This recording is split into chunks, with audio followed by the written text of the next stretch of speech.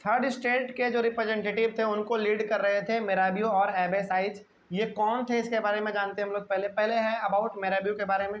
देखो नोट्स में हम ना सब चीज़ एकदम एकदम पॉइंट वाइज लिख के दिए हुए तुम लोगों को, तो चाहे कहीं से भी पूछे, जिसके बारे में पूछे आपको बता देना है ना। लेकिन एनसीईआरटी में ये अलग अलग मतलब कि हर एक जगह आपको इस तरीके से डिफाइन किया हुआ नहीं है, लेकिन नोट्स यदि आप एक बार पढ़ लेते हैं तो सारा चीज़ आपको यहाँ पे क्लियर भी हो जाएगा। ठीक है, आगे बढ़ते हैं। फिर मेराबियो कौन थे। Mirabeau was born in a noble family. ये सोचने वाली बात है कि मेराबियो का जन्म हुआ एक राज घराने में, लेकिन फिर ये थर्ड स्टेट के लोगों का मदद क्यों कर रहा होगा। क्योंकि ये राजा थे, राजा तो नहीं थे, मतलब राजा के घर में ये मतलब पैदा लिए थे, ताल्लुक़ रखते थे, उस घर से ताल्लुक़ रखते थे। फिर ये थर्ड स्टेट के लोगों को मदद क्यों करते होंगे भाई। देखो हर इंसान ना बुरा नहीं होता है। जैसे हमारा जो पड़ोसी देश है पाकिस्तान में हम लोग क्या देखते हैं, मेनली पाकिस्तान जब भी हमला करता है तो हम लोग पाकिस्तान को एक अलग नज़रिए से देखते हैं, लेकिन ऐसा नहीं है। पाकिस्तान में लोग बुरे हैं, बिल्कुल बुरे हैं, लेकिन क्या सारे के सारे बुरे हैं क्या? नहीं, उनमें से कुछ ऐसे भी होंगे जो कि बहुत ही अच्छे दिल के होंगे, जो कि ये चाहते हो कि पाकिस्तान और इंडिया के बीच में दोस्ती हो जाए, उसके बीच में कभी भी कोई लड़ाई झगड़ा ना हो, है ना, चाहते होंगे। बहुत सारे लोग होंगे ऐसे। तो उसी प्रकार राजा में से भी कुछ ऐसे लोग थे जो कि ये चाहते थे ना कि देखो भाई थर्ड स्टेट को भी ना एकदम बराबर राइट मिलना चाहिए। तो मेराबियो उन्हीं में से एक था जो कि ये चाहता था, जिनको ये समझ था कि हर एक लोगों को इक्वल राइट मिलना चाहिए। तो मेराबियो को ये समझ था कि हर एक को एक इक्वल राइट मिलना चाहिए, इसीलिए ये बेचारा क्या कर रहा था, राजा फैमिली से बिलोंग करते हुए भी थर्ड स्टेट के लोगों को मदद करता था। ठीक है ना, आगे बढ़ते हैं। फिर he wanted to eliminate a society of feudal privileges. अब यहाँ पे एक नया वर्ड आपके लिए आ गया, फीडबल प्रिविलेजेस। फीडबल प्रिविलेज का मतलब ये होता है ना, फीडबल प्रिविलेज का मतलब ये होता है कि जो सबसे पावरफुल है, जैसे क्लर्जी, नोबिलिटी, इनके अंडर में ना, इनके अंडर में जो छोटे मोटे लोग काम करेंगे, ये एक सिस्टम है ना, ये सिस्टम है। जो बड़े लोग हैं उनके अंडर में छोटे लोग काम करेंगे, यही हमारा एक सिस्टम है ना। और इसी सिस्टम को हम लोग कह सकते हैं फीडबल प्रिविलेजेस। तो फीडबल प्रिविलेज का बेनिफिट हमेशा कौन उठाते थे? फीडबल प्रिविलेज का बेनिफिट हमेशा फर्स्ट स्टेट और सेकेंड स्टेट के लोग उठाते थे, क्योंकि थर्ड स्टेट के लोगों से ये लोग भरपूर काम करवाया करते थे। जो काम हो घर में, जो भी काम हो, घर हो, फील्ड हो, फैक्ट्री हो, कहीं पे भी काम हो, रोड पे हो, सड़क पे, कहीं पे भी हो, ये लोग इनसे काम करवाते थे। तो फीडबल प्रिविलेज का मतलब क्या हो गया? एक ऐसा सुख सुविधा आप कह लीजिए जो कि आपको छोटे कास्ट से या फिर छोटे लोगों से आपको मिलता है। जैसे क्लर्जी, क्या क्लर्जी के घर में यदि कोई काम करना हो तो क्या क्लर्जी अपने से करेगा क्या? कभी नहीं करेगा। उसके लिए थर्ड स्टेट के लोग काम करेंगे ना। उसके बाद जैसे राजा के यहाँ पे एक मान लो कि एक बिल्डिंग बनाना हो तो क्या राजा अपने से बनाएगा? नहीं, थर्ड स्टेट के लोगों से बनाएगा। अब हो सकता है कि राजा उसको पेमेंट करे भी, पेमेंट नहीं भी करे, राजा के मन के ऊपर डिपेंड करता है। तो वही चीज़ हमारा फीडबल प्रिविलेजेस, यानी कि कुछ अधिकार जो थे ना वो राजा को बचपन से ही मिलते थे। लेकिन मेराबियो चाहता था कि कोई भी अधिकार जो है ना बचपन से ही, यानी कि फीडबल प्रिविलेज जो एक कास्ट के लोगों को दूसरे कास्ट के लोगों से मिलता है, ये नहीं मिलना चाहिए। ये जो सिस्टम है ना ये ख़त्म होना चाहिए, क्योंकि सारा कोई क्या है, इक्वल है, बराबर है। सर हर कोई ह्यूमन ही तो है, हर किसी का अपना बेसिक राइट है। तो मेराबियो का कितना अच्छा सोच है ना। राजा होते हुए, यानी कि राजा के फैमिली से बिलोंग करते हुए भी ये चाहते थे कि हर एक का राइट क्या है, इक्वल है। ठीक है, इसका सोच अच्छा था। उसके बाद he brought out a journal and delivered powerful speeches to the crowds gathered at Versailles. तो ये एक ऐसा इंसान थे जो कि हर एक किसी को इंस्पायर भी करते थे। जहाँ पे मीटिंग होता था उस मीटिंग में अपना ये अच्छा स्पीच भी डिलीवर क्या करते थे। समझ के बात को, लोगों को इंस्पायर करने के लिए, लोगों को अपना बेसिक राइट बताने के लिए। तो मेराबियो के बारे में मालूम चल गया। तो मेराबियो के बारे में यदि एग्जाम में 1 से 2 नंबर में पूछे तो बता दोगे आप। 3 पॉइंट हमारे पास है। चलो उसके बाद है फिर हमारा एबेसाइज के बारे में। एबेसाइज कौन था? एबेसाइज वाज अ प्रीस्ट, पुजारी। और पुजारी नहीं कह सकते आप, इसको फादर कह लीजिए, यानी कि जो चर्च उर्च में काम हम करवाते होंगे, है ना, आप वो कह लीजिए। समझ रहे हो बात को? देखो थर्ड स्टेट का जो लोग था ना वो पूरी तरीके से काम करता था फर्स्ट स्टेट और सेकंड स्टेट के लोगों के लिए, लेकिन फर्स्ट स्टेट में से भी एक ऐसा इंसान था और सेकेंड स्टेट में से भी एक ऐसा इंसान था जो कि थर्ड स्टेट के लोगों को मदद कर रहा था। तो फर्स्ट स्टेट से हमारा कौन था, एबेसाइज था, क्लर्जी से बिलोंग करता था क्योंकि प्रीस्ट है, हमारा फादर है। और सेकेंड से कौन था, मेराबियो था, ठीक है ना। तो एबेसाइज एक पुजारी था, मतलब कि आप कह सकते हैं कि चर्च से इनका ताल्लुक हमेशा रहता होगा। उसके बाद फिर he wrote an influential pamphlet called what is the third states. इन्होंने पैम्पलेट लिखा था। पैम्पलेट का मतलब होता है एक पर्ची, लेकिन यहाँ पे पर्ची नहीं आप कह सकते हैं, पैम्पलेट का मतलब एक छोटा सा बुक आप कह सकते हैं। क्या कह सकते हैं, बुक कह सकते हैं। तो इन्होंने एक बुक लिखा था जिसका नाम इन्होंने रखा था what is the third state, यानी कि थर्ड स्टेट क्या है। और चूंकि ऑब्वियस सी बात है ये थर्ड स्टेट के लोगों के लिए आवाज़ उठा रहा था, तो उस बुक में, अपने बुक में उन्होंने थर्ड स्टेट के बारे में लिखा होगा। अच्छा एक जरा बात बताओ, सोचने वाली बात है, हालांकि उस बुक में क्या लिखा हुआ था ये तुमको नहीं मालूम है, लेकिन क्या हम लोग अनुमान लगा सकते हैं ना कि आखिर उन्होंने उस बुक में क्या लिखा होगा, क्या लिखा होगा, जरा बताओ तो एक दो पॉइंट क्या लिख सकते हैं। चूँकि एबेसाइज एक पुजारी, मतलब कि क्लर्जी से बिलोंग करते थे वो, तो चूँकि वो थर्ड स्टेट के लोगों को वो मदद कर रहे हैं, तो हमारे आइडिया से वो क्या लिख सकते हैं अपने book what is third state में, क्या लिख सकते हैं। सही बात है, चूँकि जब वो थर्ड स्टेट का सपोर्ट कर रहा है तो वो लिखता होगा कि थर्ड स्टेट को भी इक्वल राइट मिलना चाहिए, बाई बर्थ जो फिडुअल प्रिविलेजेज है वो ख़त्म होना चाहिए, है ना, सभी को इक्वल राइट मिलना चाहिए, सबको फ्रीडम मिलना चाहिए, टैक्स या तो सबको पे करना पड़ेगा या तो किसी को नहीं पे करना पड़ेगा। यही चीज़ लिखा हो सकता है, अनुमान लगा सकते हैं हम लोग अभी फ़िलहाल। तो एबेसाइज के बारे में भी मालूम चल गया। तो एबेसाइज के बारे में हालांकि यहाँ पे 2 ही पॉइंट है, लेकिन आप यही 2 पॉइंट यदि लिख देते हैं तो बहुत ही हमारा काम बन जाएगा। ठीक है, आगे बढ़ते हैं, फिर क्या लिखा हुआ है, आगे है व्हेन द नेशनल असेंबली। अच्छा, नेशनल असेंबली क्या समझेंगे, नेशनल असेंबली जब भी आपके फ्रेंच रेवोल्यूशन में बात हो तो क्या समझेंगे, थर्ड स्टेट के वो 600 रिप्रेजेंटेटिव, याद रहेगा। नेशनल असेंबली जब भी बात होगा तो वो 600 रिप्रेजेंटेटिव जो कि असेंबली हॉल से बाहर निकल गए थे और वो प्रोटेस्ट करना शुरू कर दिए थे, ठीक है, वही हमारा है। तो when the national assembly was busy at Versailles drafting a constitution और fortunately in winter there was a bad harvest. लेकिन जब थर्ड स्टेट के लोग, जो हमारे जो 600 रिप्रेजेंटेटिव थे, जब ये लोग वर्साइज में बिजी थे, किस चीज़ में बिजी थे, कॉन्स्टिट्यूशन बनाने में बिजी थे, तो उसी समय पे फ्रांस में जो फसल था ना वो बर्बाद हो चुका था। ये छोटा सा टॉपिक आपके बीच में आ गया है, समझ रहे हो बात को, तो फसल बर्बाद हो गया था। अच्छा अब जरा एक इसके पीछे भी कारण हो सकता है, इसके पीछे भी कारण हो सकता है। अच्छा एक और चीज़ पहले पहले सुन लो, due to this the price of bread rose. After spending long hours at the bakery shop, angry women attacked the shops. At the same time, the king ordered troops to move into Paris. हाँ, अब यहाँ पे तुमको बस जो हमारा suspense वाला part था ना, अब समझ में आएगा तुमको, समझ में आ रहा है। अब आपको यहाँ पे समझ में आएगा कि आखिर राजा ने ऐसा क्यों कहा होगा, क्या वो सही में कहा था या अफवाह था कि शहर में जाओ लोगों के ऊपर फायर कर दो, क्या सही में कहा था कि नहीं, यही हम लोग को यहाँ पे मालूम चल जाएगा। ठीक है, देखो, तो थर्ड स्टेट के जो हमारे रिप्रेजेंटेटिव थे वो सारे के सारे किस में बिजी थे, सारे के सारे बिजी थे, कॉन्स्टिट्यूशन बनाने में बिजी थे। अनफॉर्चुनेटली, दुर्भाग्यवश, उसी समय में फ्रांस में हो गया बैड हार्वेस्ट। का मतलब ये हो गया ना कि मतलब फसल अच्छा नहीं हुआ। अब ऐसा तो नहीं कि हर बार फसल आपका अच्छा ही होगा, नहीं, कभी कभी ख़राब भी होता है। तो अनफॉर्चुनेटली उसी समय पे फसल ख़राब हो गया। अब जब फसल ख़राब होगा तो क्या पूरा फसल ख़राब होगा, नहीं, कुछ पार्ट फसल का ख़राब हो सकता है, लेकिन कुछ पार्ट तो बचा रहेगा ना। तो जो कुछ पार्ट बचा हुआ है ना, वो जो मार्केट में आया, तो चूँकि डिमांड क्या है, ज़्यादा है, फसल क्या है, कम है, तो क्या ब्रेड का प्राइस या फिर किसी भी फूड मटेरियल का प्राइस इंक्रीज होगा या नहीं होगा, बिल्कुल होगा। और यहीं पे फ़ायदा उठा लेगा कौन, दुकानदार वाला, बोलेगा देखो भाई मार्केट में तो बहुत कम सामान है, हम ये 5 रुपये वाला सामान 50 रुपये में बेचेंगे, आपको खरीदना है तो खरीदिए, नहीं तो जाइए। यही तो होता है हमारा मार्केट में मेनली। मार्केट में यदि सामान कम है तो दुकान वाले का भाव बढ़ जाता है, लेकिन यदि वही सामान हर एक दुकान में है तो मार्केट वाला शांत रहता है। आप देखे होंगे इस चीज़ को, आप कभी मार्केट जाएंगे ना तो आपको देखने को मिलेगा, समझ रहे हो। और ये सबसे ज़्यादा आपको मिलेगा सब्जी मंडी में।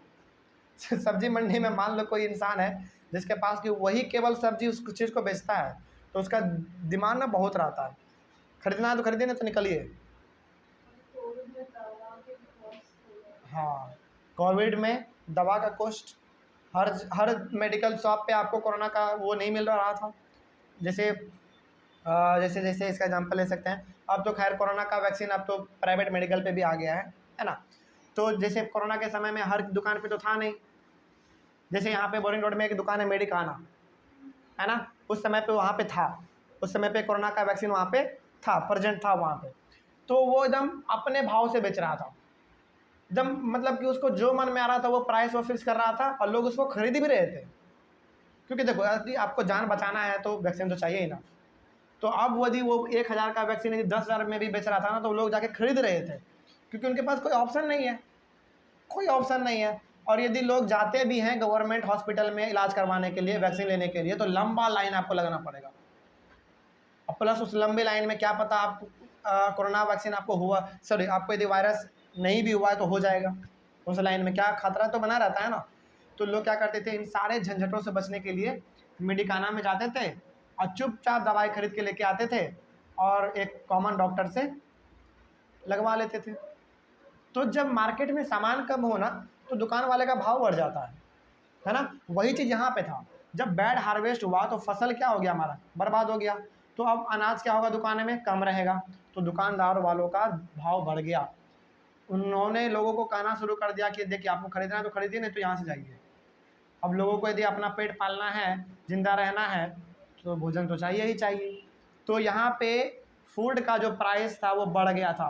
तो याद करो हमारा सबसे पहला सस्पेंस कि ब्रेड का प्राइस अचानक बढ़ गया था। तो क्यों बढ़ गया था, अब आपको कारण मालूम चल गया।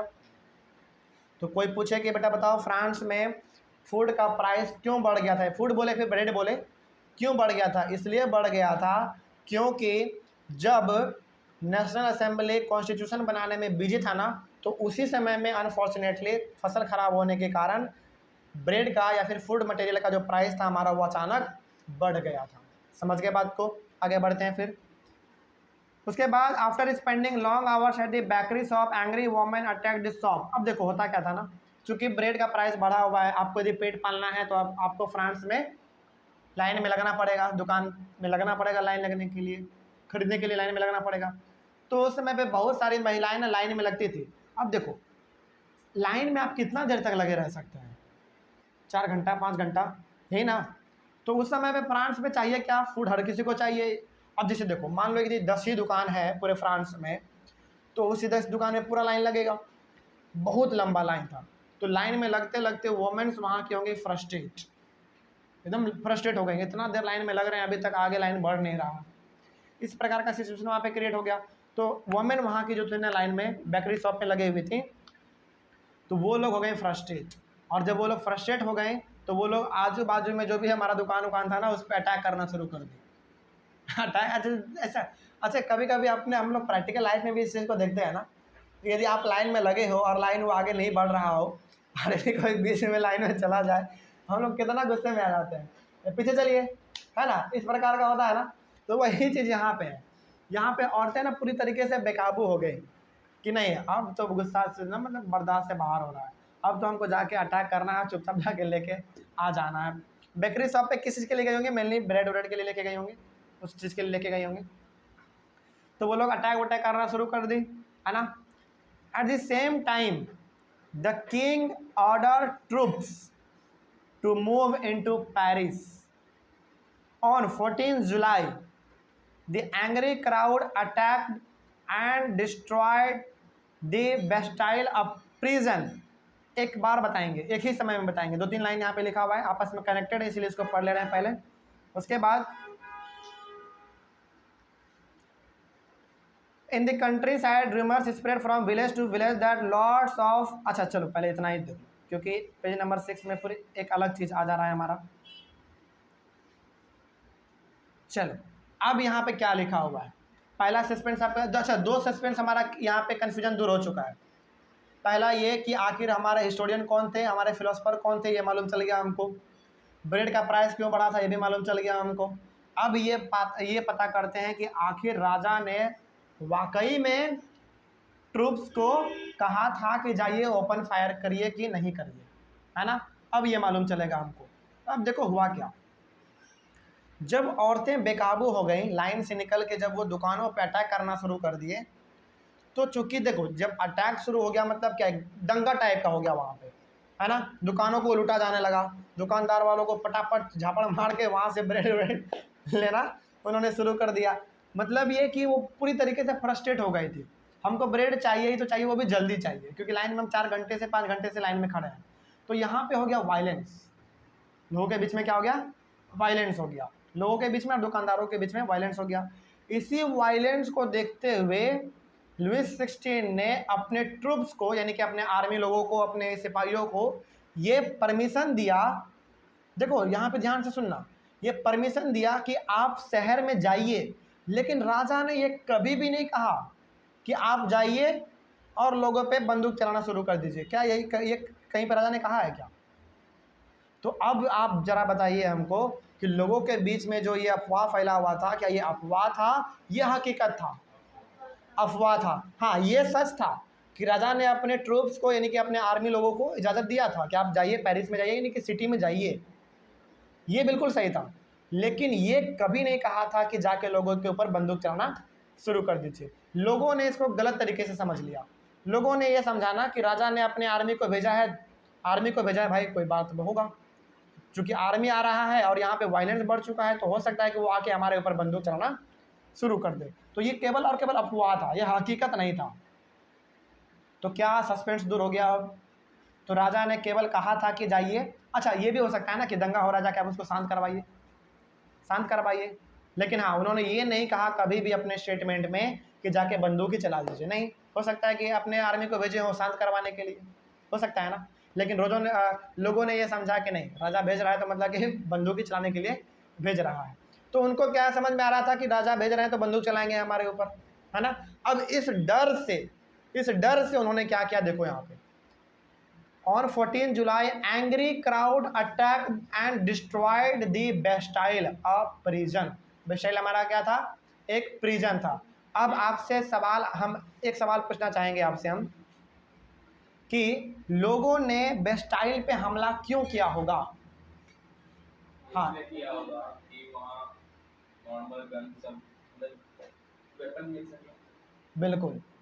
अब जब राजा ने अपने ट्रूप्स को, यानी कि अपने आर्मी को शहर में भेजा, तो लोगों ने समझ लिया कि ये हमारे ऊपर हमला करने वाले हैं।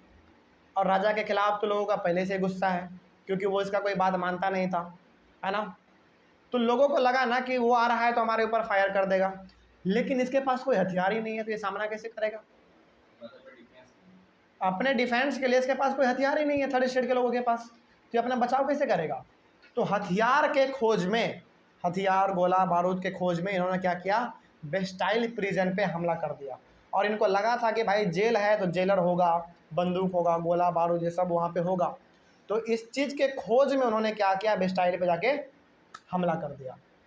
अब आपको मालूम चल गया होगा कि आखिर इन्होंने बेस्टाइल पे हमला क्यों किया था, इन सर्च ऑफ आर्म्स। समझ गए बात को, कोई डाउट अब?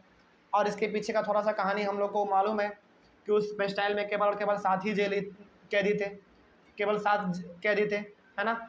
हाँ, और वहाँ के कमांडर को उन्होंने क्या कर दिया था, मार दिया था। और वहाँ पे जो भी प्रीसियस चीज़ थे हमारे, स्टोन फ्रैगमेंट्स, ये सब जो कि बहुत ही कीमती सामान थे, उन्होंने वहाँ से उसको उठाया और मार्केट में जाके या तो बेच दिया होगा या तो अपने घर में उसको सजा के रख लिया होगा। इसके पीछे का, हाँ कुछ भी इसके पीछे का हमारे कहानी तो थोड़ा बहुत हमको मालूम है, समझ गए बात को। लेकिन हाँ, बेस्टाइल एक चीज़ के लिए प्रसिद्ध था, किस चीज़ के लिए मालूम है? राजा के गलत पावर को दिखाने के लिए। राजा को किसी पे गुस्सा आया, इसको जेल में डालो, वो मतलब ना एक सेंटर पॉइंट बन चुका था राजा का। जो यदि आप मतलब कि यदि राजा का आपको बुराई देखना हो, उसका क्रूरता देखना हो, क्रूवैलिटी देखना हो, तो जाके जेल को देख लीजिए, आपको मालूम चल जाएगा। समझे बात को? तो जेल एक सिंबल बन चुका था राजा के गलत पावर का, समझ गए बात को। तो अब यहाँ पे आपको यदि बेस्टाइल के बारे में भी यदि पूछा जाए तो बता देंगे, पूरा कहानी बता देंगे इसके बारे में। बेस्टाइल एक जेल था और वो बेस्टाइल एक सिंबल बना हुआ था गलत पावर के लिए, राजा के गलत पावर के लिए वो सिंबल बना हुआ था। बेस्टाइल में हमला किया गया था इन सर्च ऑफ आर्म्स के बारे में, उसके आर्म्स खोजने के लिए उस पर हमला किया गया था। वहाँ पे केवल 7 कैदी थे, उनको आज़ाद कर दिया गया, जाओ भाई तुम यहाँ पे मत रहो, अब जाके अपना ज़िंदगी जियो, है ना, इस प्रकार का था।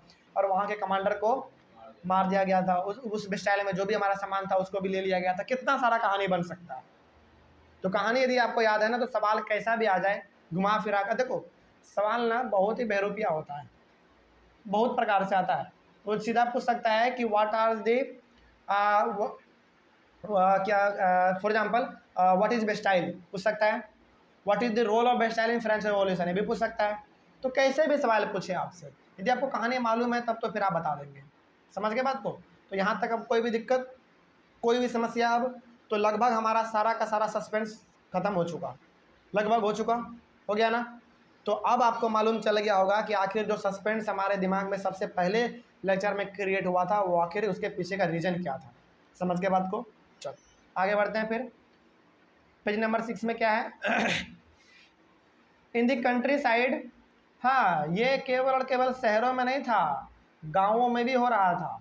ये तो हम लोग अभी शहर के बारे में देखें ना, कि आखिर शहर में किस प्रकार से हमारा सिस्टम चल रहा था। शहर में राजा ने क्या किया था, जाके अपने ट्रूप्स को इजाज़त दे दिया कि जाइए अपने शहर में जाइए, देखिए वहाँ पे क्या स्थिति है। ये तो शहर में चल ही रहा था ये सारा कुछ, अब गाँव में क्या स्थिति था फ्रांस के वो देख लो। In the countryside rumours spread from village to village that the lords of the manor had hired bands of brigands who would destroy their ripe crops। अब यहाँ पे आपके पास दो टर्म आएगा सबसे पहले, यहाँ पे एक है मैनर और दूसरा है चैटेक्स। पहले इसका मतलब समझ लो, ठीक है ना, पहले इसका मतलब समझ लो, तब ये हमारा पॉइंट इजीली समझ में आ जाएगा। पहला है हमारा मैनर। मैनर क्या है देखो यहाँ पे, and state consisting of the lord's land and his mansion, मतलब कि एक ऐसा एरिया, एक ऐसा एरिया आप कह लीजिए जहाँ पे कि केवल और केवल राजा लोगों का ज़मीन होगा, राजा लोगों का ज़मीन होगा और राजा लोगों का वहाँ पे घर होगा। समझना, यहाँ पे मैनर और चैटेक्स में थोड़ा सा केवल डिफरेंस है, केवल थोड़ा सा का डिफरेंस है। मैनर हमारा क्या हो गया, मैनर हो गया हमारा एक ऐसा एरिया जहाँ पे कि राजा लोगों का ज़मीन भी होगा और उसका वहाँ पे महल भी होगा, यानी कि मैंसन भी होगा। समझ गए? ये था हमारा मैनर का मतलब। और चैटेक्स का मतलब क्या है, residence belonging to a king और नोबल मैन, मतलब कि जो घर राजा के फैमिली या फिर राजा से बिलोंग करता है उसको हम लोग कहेंगे चैटेक्स। तो अब चैटेक्स और मैनर में कोई कंफ्यूजन होगा? मैनर हो गया हमारा एक ऐसा एरिया, एक ऐसा लोकेलिटी आप कह लीजिए जहाँ की केवल और केवल राजा लोगों का ज़मीन होगा, प्लस राजा लोगों का वहाँ पे मैंसन होगा, यानी कि बड़े बड़े महल होंगे। लेकिन चैटेक्स हम किसको कहेंगे? चैटेक्स एक पर्टिकुलर राजा के घर को भी कह सकते हैं, या फिर राजा के फैमिली में भी किसी का घर है उसको भी हम लोग चैटेक्स कहेंगे। समझ गए बात को? तो वही चीज़ हमारा यहाँ पे। अब आ जाओ फर्स्ट पॉइंट में क्या लिखा हुआ है, in the countryside rumours spread from village to village, गाँव में ये अफवाह फैल गया था। अफवाह फैला था, हकीकत नहीं था। अफवाह फैल गया था कि that the lords of the manor, यानी कि लॉर्ड्स ऑफ मैनर का मतलब क्या हो गया, याद अब बताओ, मैनर का मतलब तो बता दिए। तो लॉर्ड्स ऑफ मैनर का मतलब, लॉर्ड्स का मतलब यहाँ पे क्या, भगवान? नहीं, भगवान का मतलब यहाँ पे नहीं है। यहाँ पे लॉर्ड्स का मतलब है ऑनर, ऑनर कह लो। और चूंकि मैनर का बात हो रहा है तो ऑनर कौन होंगे? राजा ही होंगे ना, या तो राजा है तो राजा के फैमिली मेंबर होंगे कोई। समझ रहे हो बात को? तो यहाँ पे गाँव में अफवाह फैल गया था कि जो मैनर के जो लॉर्ड हैं, जो ऑनर हैं, यानी कि जो उस पूरे ज़मीन के जो मालिक हैं, और मालिक होंगे कौन? या तो राजा या तो राजा के कोई फैमिली, वो लोग हायर्ड बैंड्स ऑफ ब्रिगेंड्स, मतलब ये कि वो लोग कुछ लोगों के साथ आ रहे हैं, और ऐसे लोग जो कि who could destroy there ripe crops, ऐसे लोगों के साथ वो आ रहे हैं जो कि हमारे पके हुए फसल को बर्बाद करने वाले हैं। अब ज़रा सोचो, कोई भी राजा या फिर राजा का कोई फैमिली ऐसा क्यों चाहेगा कि किसी के फसल को बर्बाद करे?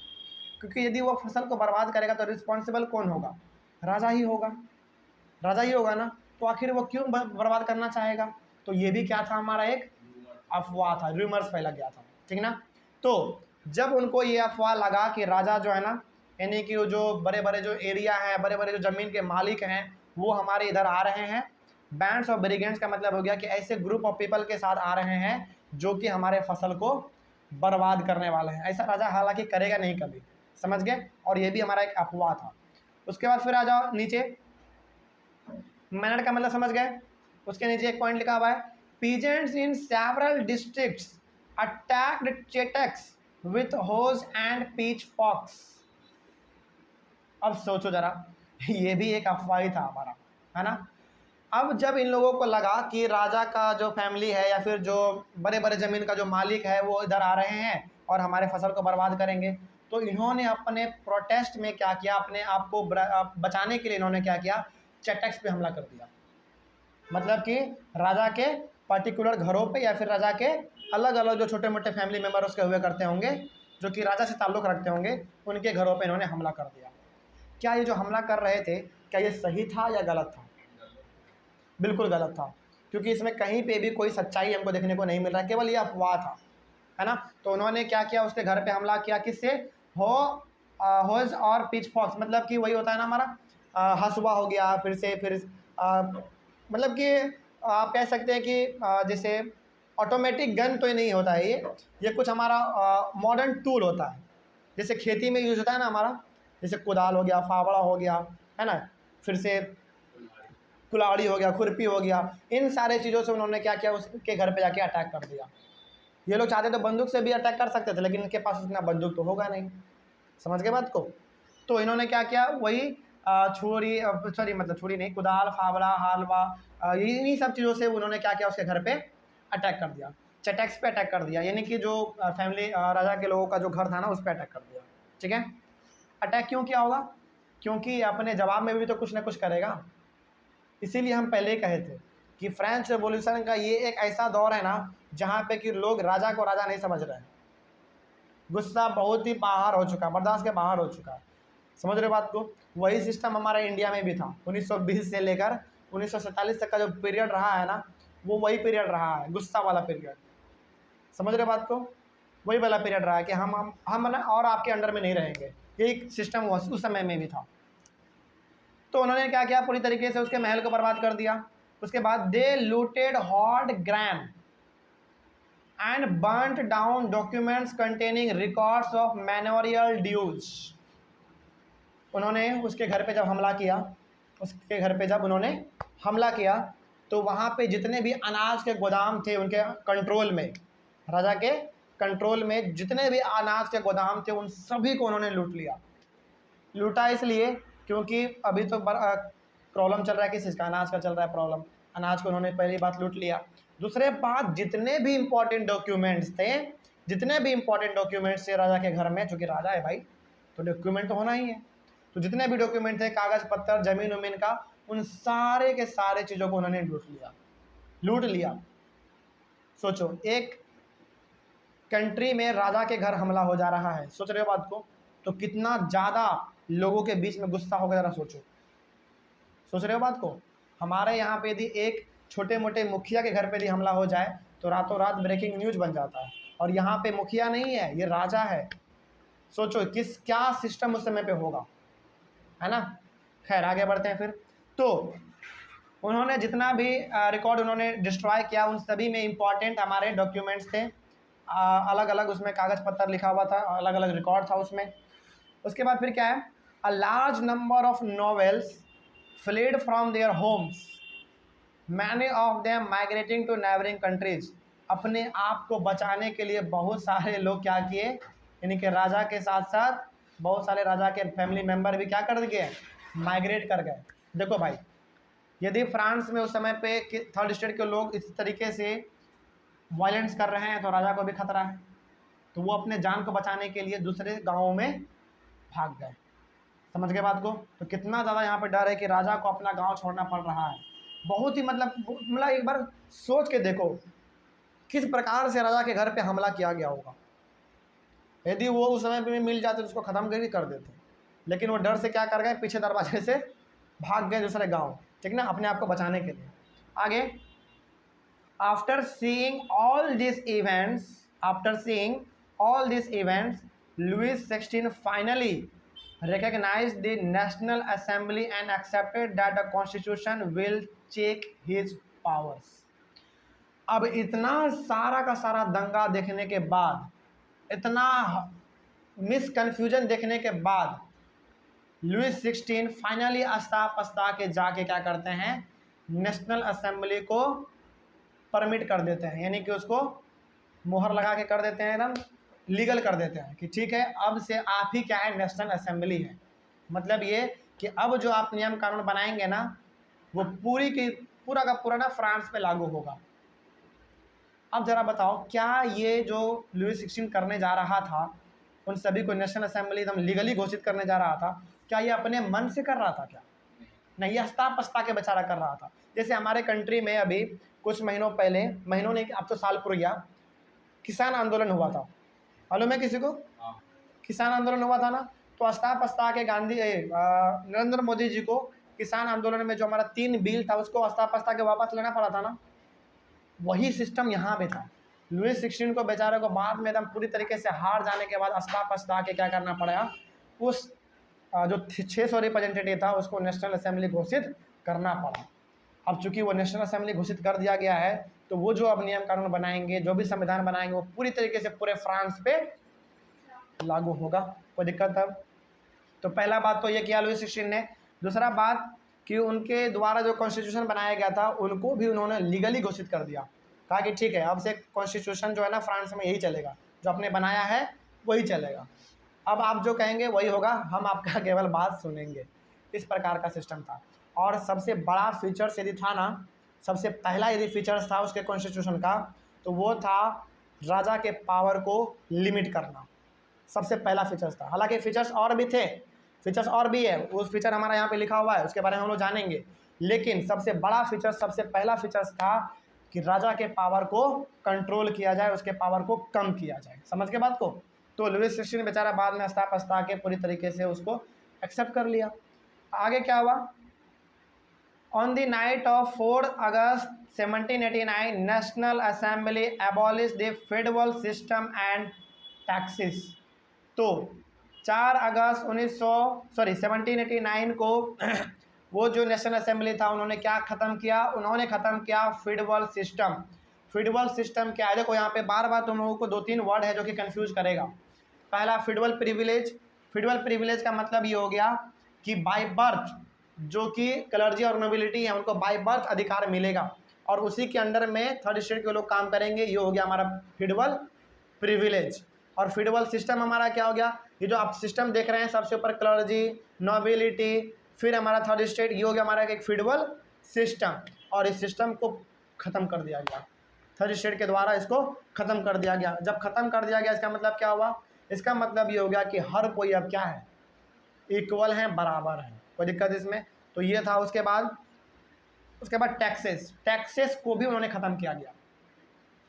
टैक्स वाला जो सिस्टम था ख़त्म कर दिया गया। अब टैक्स वाला जो देखो, हालांकि ऐसा नहीं होगा कि टैक्स अब देना ही नहीं है, क्योंकि देखो जब तक टैक्स देगा नहीं तब तक फ्रांस चलेगा कैसे? हालांकि ये हो सकता है कि टैक्स का सिस्टम इन्होंने ये लगाया होगा कि अब टैक्स जो है ना वो हर कोई पे करेगा। क्यों? हाँ, है ना? क्योंकि देखो यदि टैक्स वाला सिस्टम खत्म कर देगा ना तो फ्रांस कभी टिक ही नहीं पाएगा, चलेगा कैसे? तो उन्होंने क्या किया होगा? ये किया होगा कि टैक्स वाला जो सिस्टम था केवल थर्ड स्टेट को जो पे करना पड़ता होगा, अब वो हर किसी को बराबर पे करना पड़ता होगा। तो इन सारे चीज़ों को लुई 16 ने बाद में जाके अपना लिया। उसके बाद फिर क्या हुआ? Member of the clergy were forced to give up their privileges. तो जो भी हमारे मेंबर थे क्लर्जी, मतलब कि जो भी हमारे क्लर्जी थे, फर्स्ट स्टेट याद करो, उनको जो भी अधिकार मिलता था उन सारे के सारे अधिकार को छीन लिया गया। कहा कि अब आप ना एकदम नॉर्मल पीपल हैं, आपको कोई अधिकार नहीं मिलेगा। उसके बाद फिर थीसिस वेयर एबॉलिश्ड। याद करो अब थीसिस क्या था? थीसिस हमारा क्या था? जो चर्च हमारा टैक्स लेता था ना एग्रीकल्चरल प्रोड्यूस का 1/10 उसको ख़त्म कर दिया गया। ठीक है। उसके बाद फिर and lands owned by the church were confiscated. तो जितने भी लैंड हमारे चर्च के अंदर में थे ना उसको भी ख़त्म कर दिया गया। कहा कि नहीं, अब ये ज़मीन आपके अंदर में नहीं रहेगा, अब ये ज़मीन मतलब कि बर्बाद कर दिया गया। बर्बाद का मतलब ये नहीं कि नष्ट कर दिया गया, बर्बाद का मतलब यहाँ पे ये है कि उनके हाथ से छीन लिया गया। अब आपके अंडर में ये ज़मीन नहीं रहेगा, ये ज़मीन अब जिसके पास नहीं है या तो हम उसको देंगे या तो फ्रांस में कोई नया चीज़ वहाँ पे हम लोग मतलब कि अलग अलग कुछ काम करेंगे, लेकिन ये आपके अंडर में नहीं रहेगा। हाँ बिल्कुल, हो सकता है एक स्टेडियम बना दे, है ना, हो सकता है एक पार्क बना दे, हो सकता है एक बड़ा सा हॉस्पिटल बना दे, हो सकता है एक गवर्नमेंट स्कूल बना दे बड़ा सा, मतलब कि कुछ प्रोग्रेसिव चीज़ में उसको हम लोग यूज करेंगे। अब जरा यहाँ पे हमको एक बात बताओ, क्या यहाँ पे आपको थर्ड स्टेट का पावर दिख रहा है? सोचो, जो थर्ड स्टेट एक समय में फ्रांस पे राजा का तलवा चाटा करता था, वो इंसान, वो थर्ड स्टेट आज राजा को अपने तलवे पे समझ रहे हो ना बात पे, अपने कदमों में वो झुका लिया है। तो ये पावर होता है प्रोटेस्ट का। प्रोटेस्ट के वजह से आप ना किसी भी कंट्री के बड़े बड़े लीडर को आप अपने कदमों में झुका सकते हैं। ये केवल फ्रांस के बात नहीं हो रहा, ये बात इंडिया में भी हो रहा है। इंडिया में भी बहुत बार ऐसा हुआ है जहाँ पे कि केवल और केवल प्रोटेस्ट के वजह से सरकार को आपके कदमों में गिरना पड़ता है। वही हुआ था किसान आंदोलन में, समझ के बात को। तो अब ज़रा सोचो, थर्ड स्टेट के लोग जो कि कभी राजा के अंडर में काम किया करते थे, आज वो पूरी तरीके से फ्रांस को चला रहा है। नेशनल असेंबली घोषित कर दिया गया उसको, मतलब कि जो आप नियम कानून बना दे वही लागू होगा फ्रांस में। सोचो कितना बड़ा पावर है। सोच पा रहे हो, कनेक्ट कर पा रहे हो, है ना, समझ रहे हो ना। तो एक ऐसा थर्ड स्टेट ये हमारा बन गया जो कि नेशनल असेंबली भी घोषित हो गया, उनके द्वारा कॉन्स्टिट्यूशन बनाया हुआ भी लागू हो गया। उन्होंने जो कहा थीसिस को अबोलिश करो, टैक्स वाला सिस्टम है उसको ख़त्म करो, फिडबल जो सिस्टम है, जो 3 हमारा सिस्टम बना हुआ है, क्लर्जी, नोबिलिटी और थर्ड स्टेट, इसको भी ख़त्म करो। सारे चीज़ों को उन्होंने ख़त्म किया। अब हम लोग यहाँ पे कह सकते हैं कि फ्रांस जो है वो एक नए सोच की ओर आगे बढ़ रहा है, लेकिन इतना आसान भी नहीं है। अभी और भी बहुत सारे समस्या हैं, ये भी हमको एक एक करके इसमें देखने को मिलेगा। यहाँ तक में कोई भी डाउट अब समझ में आ गया? तो यदि आपसे कोई पूछे कि फ्रांस में किस तरीके से नेशनल असेंबली घोषित किया गया, किस तरीके से संविधान को लीगली घोषित किया गया, तो क्या आप बता देंगे? एकदम लाइन बाय लाइन, एकदम कहानी के जैसा बताना है एकदम। यदि आपको पूरा कहानी याद है तो कहीं से भी सवाल पूछ दे तो आप बता देंगे। कोई डाउट अब इसमें? चलो नेक्स्ट, उसके बाद हमारा टॉपिक है France becomes a constitutional monarchy. ये बड़ा इंटरेस्टिंग टॉपिक है, इसको हम लोग पढ़ेंगे अब।